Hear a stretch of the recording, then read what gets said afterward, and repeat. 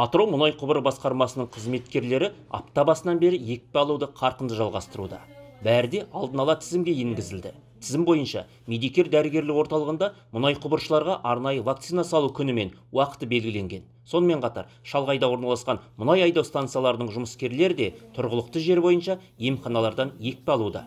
Бәрінің де мақсаты бір: бірігіп, әлемді жайлаған дертке қарсы тұру. После вакцинации мое общее состояние. Вакцинациядан соң ешқандай өзгеріс байқап отырғам жоқ. Жағдайым бір қалыпта.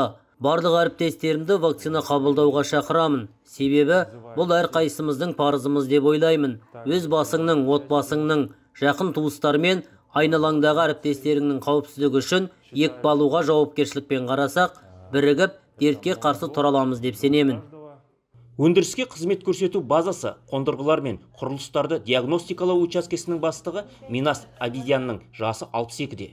Жасының ұлғайғанына қарамастан ұжымдастарына үлгі болып вакцина қабылдауға келді. Алдымен өзін, отбасын сақтандырудан бастаған екпе бүкіл елдің де денсаулығын сақтау дейді ол.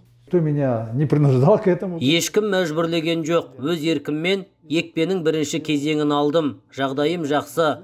Вакцина алған соң демалыс бөлмесінде отырмын. Бәрі жақсы болады деп сенемін. Сондықтан бұл қажет әрекет. Бәріңізге ойланып, вакцина салып, ковидке қарсы тұруға шақырамын. Атырау мұнай құбыр басқармасы бойынша бүгінгі күні 90 адам ковидке қарсы вакцинаның бірінші кезеңін алды. Олардың ішінде 5 адам 60 жастан асқандар. Барлық екпе алушылар дәрігер бақылауында. Олардан вакцинаның кері әсері байқалған жоқ. Жағдайлары қалыпты. Әлі де ерікті түрде вакцина алушылар тіркелуде.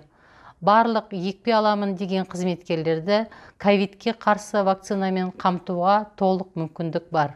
Дертке қарсы екпе алудың алғашқы кезеңі жалғасуда. Ерікті түрде вакцина алғандардың медикер орталығы мен тұрғылықты жерлеріндегі емханалардан түскен мәліметі ортақ базаға жинақталмақ. Нұрлыбек Хизатов, арнайы корпоративтік телеарна үшін Атыраудан.